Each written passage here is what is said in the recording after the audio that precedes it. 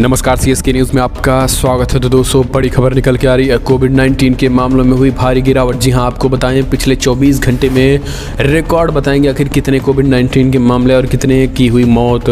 दूसरी बड़ी अपडेट, सेना प्रमुख ने उत्तरी व पूर्वी सैन्य कमान के नए कमांडर इन चीफ के साथ की बैठक।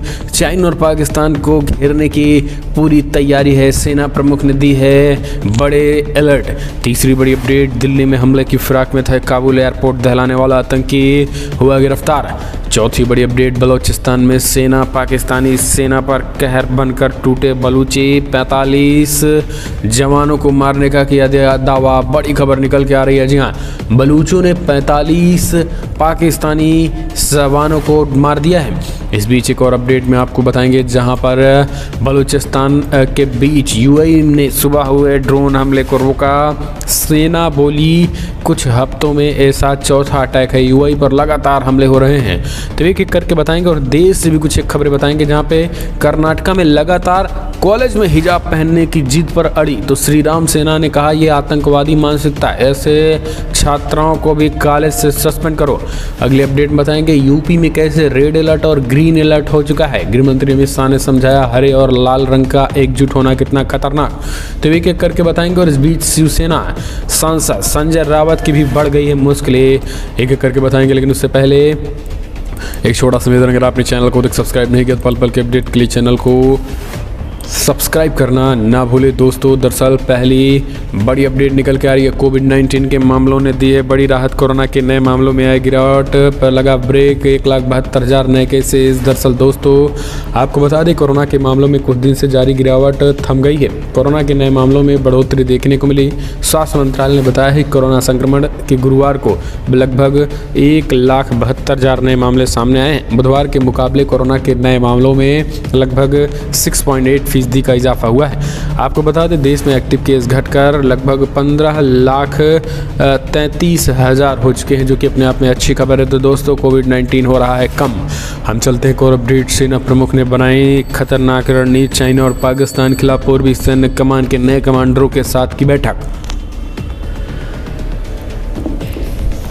भारतीय सेना के उत्तरी व पूर्वी सैन्य कमान के दो नए मुखिया मिल गए हैं। उत्तरी व पूर्वी कमान संभालने के नए कमांडर चीफ ने सेना प्रमुख के साथ चीन और पाकिस्तान को घेरने के लिए रणनीति बनानी शुरू कर दी है। दरअसल सेना प्रमुख जनरल मनोज मुकुंद नरवणे उत्तरी व पूर्वी सैन्य कमान के नए कमांडर इन चीफ के साथ पाकिस्तान और चीन की सीमा की स्थिति को लेकर बैठक कर रहे हैं। इसके अलावा हाल ही में उप सेना प्रमुख का पदभार संभालने वाले lieutenant general Manoj Pande vice chief of army staff के रूप में पहली बार इस बैठक में शिरकत की है। सेना के अधिकारियों ने न्यूज एजेंसी ANI को बताया है कि यह समीक्षा बैठक भारत चीन व भारत पाकिस्तान सीमा पर हालिया बदलाव के मद्देनजर किए गए हैं। और इसी को देखते हुए दरअसल भारत और चीन के बीच लगभग 2 वर्षों से सैन्य लगभग गतिरोध जो है वो चल रहा है। इसी को देखते हुए पूरी तरीके से मनोज मुकुंद नरवणे ने Manoj Pande, lieutenant general Manoj Pande vice chief of army staff के रूप में नियुक्त है और उनसे बैठक की है, जो कि अपने आप में चाइना और पाकिस्तान। दरअसल मनोज पांडे की बात करें तो जनरल मनोज मुकुंद नरवणे ने ही मनोज पांडे की नियुक्ति में बड़ी अहम भागीदारी है, क्योंकि मनोज पांडे अगर कश्मीर में रहते हुए कई आतंकियों का सफाया कर चुके हैं और उनकी शूरवीरता को जानते हुए उन्हें कहीं न कहीं एक तरीके से बड़ी जिम्मेदारी देते हुए उत्तरी और पूर्वी सैन्य कमान के नए कमांडर के रूप में नियुक्त किया है। एक और अपडेट ले लेते हैं। तो दोस्तों, बड़ी खबर, दिल्ली में हमले की फिराक में था काबुल एयरपोर्ट दहलाने वाला आतंकवादी पकड़ा गया। दरअसल इस्लामिक स्टेट का वो सुसाइड बॉम्बर जिसने अगस्त 2021 में अफगानिस्तान पर तालिबान के कब्जे के बाद काबुल एयरपोर्ट को दहला दिया था। रिपोर्ट्स बताती हैं कि वो 2017 में एक आत्मघाती मिशन पर भारत भी आया था। इस्लामिक स्टेट खोरासन ने एक पत्र में ये दावा भी किया है और भारत को भी दहलाने की कोशिश की थी, लेकिन अंतोगत्ता वो कहीं न कहीं एक तरीके से अपने उसके साथ ही जो है वो पकड़े गए थे। फिर जाकर वो अफ़गानिस्तान भाग गया था और उनके साथ ही जो है वो पकड़े गए थे। और ये खुलासा जो है अब खोरासन के उस लेटर के बाद आया है। एक और अपडेट लेते हैं। बलूचिस्तान में पाकिस्तान सेना पर भीषण हमला, 45 पाकिस्तानी सैनिक मारे गए। बलूचियों ने किया बड़ा अटैक। बिग ब्रेकिंग न्यूज़ निकल के आ रही है। दरअसल दोस्तों, पाकिस्तान के दक्षिणी पश्चिमी बलूचिस्तान प्रांत में एक बार फिर सशस्त्र हमलावरों ने सेना की चौकियों पर हमला कर दिया है। हमलावरों ने नौशकी और पंजुगर इलाके में बुधवार देर रात 2 सुरक्षा चौकियों को निशाना बनाते हुए हमला कर दिया। इस मुठभेड़ में कम से कम 4 हमलावरों की मौत हो गई। मीडिया रिपोर्ट्स के मुताबिक हमला बलोच लिबरेशन आर्मी द्वारा पाकिस्तान सेना के फ्रंटियर कॉर्प्स द्वारा किया गया है। दावा किया जा रहा है कि इन हमलों में पाकिस्तान के 45 सैनिकों की मौत हुई है, लेकिन इसको लेकर अभी कोई आधिकारिक बयान नहीं आया है। हमले को लेकर पाकिस्तान सेना के media wing inter services public relation ने बयान जारी किया है। सेना के बयान के मुताबिक पहला हमला बलूचिस्तान जिले के पंजुगर जिले में हुआ है। तो ये बेहद बड़ी खबर निकल के आ रही है। और पंजुगर जिले में आपको बता दें, हमला जो बलूचिस्तान से सटा बलूचिस्तान के अंतर्गत आता है। यहाँ पे BLA यानी बलूचिस्तान लिबरेशन आर्मी के द्वारा 45 सोल्जर को मार गिराया गया है। ये दावा किया गया है बलूचियों के द्वारा। तो दोस्तों, ये अपने आप में एक बहुत बड़ी मात्रा है और पाकिस्तान की सैनिकों में ये भीषण तबाही से कहीं न कहीं एक तरीके से कमर टूट चुकी है पाकिस्तानी सैनिकों की। कमेंट के माध्यम से अपने सुझाव देना ना भूले बलूचियों के इस एक्शन के बाद। एक और अपडेट, UAE ने सुबह हुए ड्रोन हमले को रोका। सेना बोली कुछ हफ्तों में ऐसा चौथा अटैक देखने को मिल रहा है। संयुक्त अरब अमीरात ने गुरुवार को देश में दागे गए कई ड्रोन को रोका। संयुक्त अरब अमीरात की सेना ने कहा है कि हाल ही के हफ्तों में महासंघ इस तरीके का चौथा हमला है। इसने ये निर्दिष्ट नहीं किया है कि ड्रोन किसने और कहां से लॉन्च किए हैं, लेकिन यमन के ईरान समर्थित विद्रोही हैथियस पर संदेह जताया गया है। हूथियों ने संयुक्त अरब अमीरात पर कई ड्रोन और मिसाइल्स हमलों की जिम्मेदारी ली है, जिनमें यमन के 7 साल पुराने गृह युद्ध को चौड़ा कर दिया है, अब क्षेत्रीय तनाव को बढ़ा दिया है। ट्विटर पर बुधवार आधी रात से ठीक पहले एक संक्षिप्त बयान में अमीराती रक्षा मंत्रालय ने कहा है कि उसने 3 शत्रुतापूर्ण ड्रोन को नष्ट कर दिया है। एक और अपडेट ले लेते हैं। कर्नाटका कॉलेज में हिजाब पहनने की जिद, श्री राम सेना प्रमुख बोले ये आतंकवादी मानसिकता है, इसको तत्काल बर्खास्त किया जाए। दरअसल कर्नाटका की छात्राओं के हिजाब पहनने पर चल रहा विवाद 2 सप्ताह बाद भी जारी है। कर्नाटका के उडुपी स्थित गवर्नमेंट पी यूनिवर्सिटी कॉलेज में मंगलवार को हिजाब पहनकर आई 6 छात्राओं को कक्षा में प्रवेश की इजाज़त नहीं दी गया। इसके बाद एक छात्रा ने कर्नाटका हाईकोर्ट का दरवाजा खटखटाते हुए क्लास में हिजाब पहनने के अधिकार की मांग की है। दरअसल हाईकोर्ट में रेशमा फारूक नाम की छात्रा की ओर से दायर याचिका में कहा गया है हिजाब पहनना अनुच्छेद 14 और 25 के तहत मौलिक अधिकार है और इसी के साथ इस्लाम धर्म में भी कोई इसकी मान्यता है। मसले पर जवाबदेही के लिए याची ने कर्नाटका राज्य सरकार से भी जवाब तलब किया है। और आपको बता दें, इस बीच श्री राम सेना ने स्पष्ट कर दिया है कि इस तरीके की मांग कहीं न कहीं देश विरोधी और आतंकवादी मानसिकता से पीड़ित है। ऐसे लोगों को तत्काल स्कूल से बाहर कर देना चाहिए।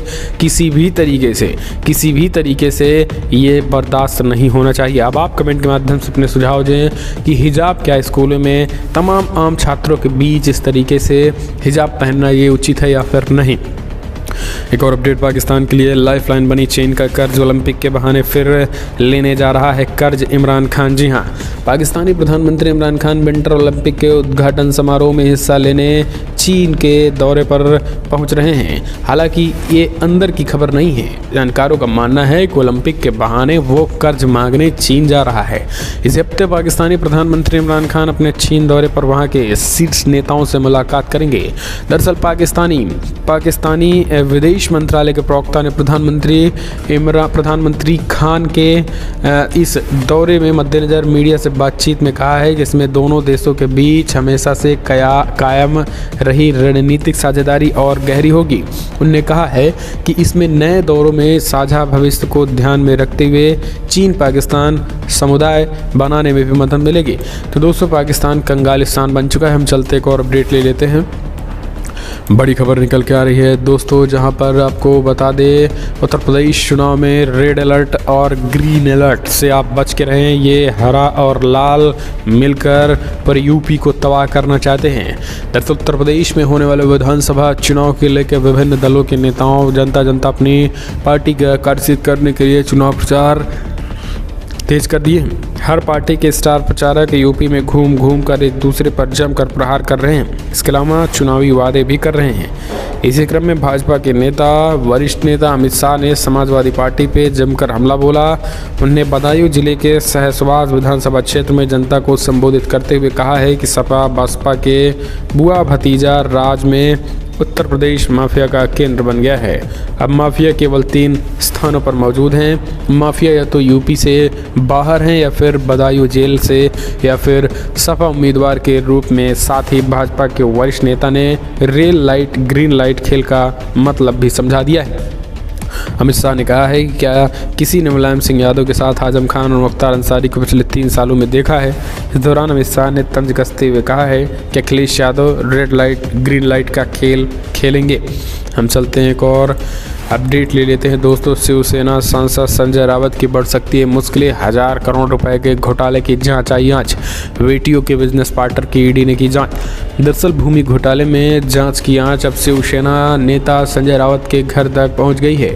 मामला 1034 करोड़ रुपए घोटाले से जुड़ा हुआ है। प्रवर्तन निदेशालय ने अब इस मामले में प्रवीण रावत नाम के शख्स को गिरफ्तार कर लिया है। बताया जाता है कि प्रवीण रावत संजय रावत का करीबी है। रावत को कोर्ट में पेश भी किया जा रहा है। आपको बता दें, ईडी ने सुजीत पाटकर नाम के शख्स के ठिकानों पर भी तलाशी ली।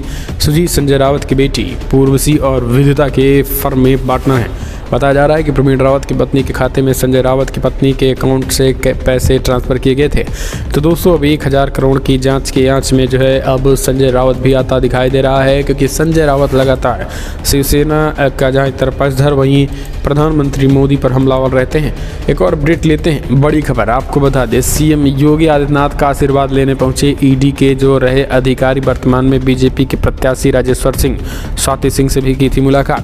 दरअसल आपको बता दें, यूपी विधानसभा चुनाव में कई बार कई तरीके के रंग देखने को मिल रहे हैं। इनमें एक रंग खाकी उतार कर खादी पहनने वाले नेताओं का भी है। चुनाव से ठीक पहले यूपी के 2 ऐसे IPS अधिकारी रहे जिन्होंने नौकरी छोड़कर बीजेपी का दामन थाम लिया। इनमें कानपुर के पुलिस कमिश्नर रहे असीम अरुण, तो दूसरे ईडी के ज्वाइंट कमिश्नर रहे राजेश्वर सिंह भी हैं। दोनों को नौकरी के दौरान सुपर कॉप कहा जाता था। बीजेपी ने इनमें एक सुपर कॉप राजेश्वर सिंह को लखनऊ की सरोजनी नगर से मैदान में टिकट में मैदान में है। दोस्तों, अब आप फिलहाल कमेंट के माध्यम से अपने सुझाव देना।